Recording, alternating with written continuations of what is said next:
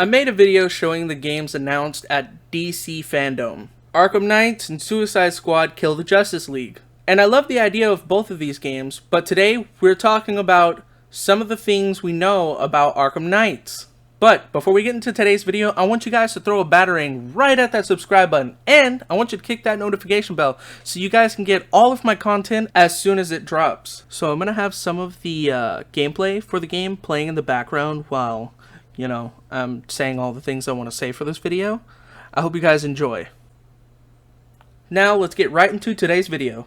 First and foremost, we do now know that the Arkham Knights does not take place in the Arkham universe, meaning it does not have any connections to Arkham Origins, Arkham Asylum, Arkham City, and Arkham Knight. Even though it does seem to line up with the final events of Arkham Knight, This is an odd decision, but I do feel like this decision was made to allow Batgirl to be a playable character, because in the Arkham series, she is already in a wheelchair. Meaning that they probably made this decision so that they can allow all the Arkham Knights to be played. I'm not sure if this is just a rumor or fact, but I have seen that the Arkham Knights is the beginning of its own shared universe, meaning we may be getting more video games that take place in the same universe. What will be the story to this game? That's a good question.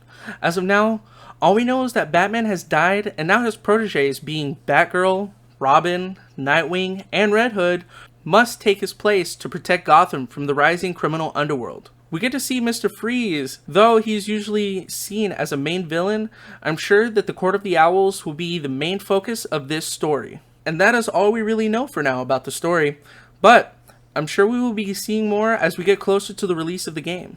Also, story related, the Batcave is gone, so your base of operation will be a place called Belfry, or Belfry, or something like that. In what I've seen about Belfry, it was a place where Batman would train the superheroes, so this place may feel like home to our heroes. Okay, so now we'll be talking about the multiplayer part of Arkham Knights. There isn't much to say about it. I've seen that it will have online 2-player gameplay with no mention of split screen, so I'm not expecting that. They're calling it drop-in co-op, where you'll have someone join you on the streets of Gotham without ever slowing you down, no interruptions. Like I said, there really isn't much to talk about, and that's it for the multiplayer. So now we'll talk about the gameplay.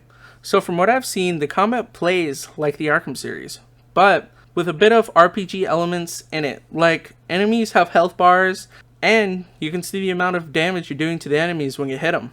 I'm pretty sure each hero will have their own playstyles that will be unique to them, probably with skill trees and upgrades. Apparently, the enemies will scale to your level, and for different levels, they will have different attacks and fight patterns. Now, part of my original script, originally I had written a whole thing about how one of the Robins had teleported, and I didn't like it. But I went back and listened to the videos for the game, and there's an explanation. He uses the JLA, also known as Justice League Alliance, satellite for short-range teleportation, which I really like. It would be a Robin to find a way to use Justice League tech for mischief. So ultimately, what do I expect out of the game? I mean, it's a Batman game, so I'll hold it to the standards of the Arkham series, which means this game has a lot to prove. I'm very excited to play as all of these heroes, and I just hope it feels fresh and exciting. Also, I said this in my last video, but I predict that Batman is not dead. Personally, I think he's faked his death so that he can closely investigate the Court of the Owls from the sidelines. So I'm calling it now. Remember, August 25th, 2020, I called it. We will all see that I am right when the full game releases sometime in 2021 on PC, PS4, Xbox One, PS5, and Xbox Series X. Can't wait to see you guys there. Also, this is an after edit note.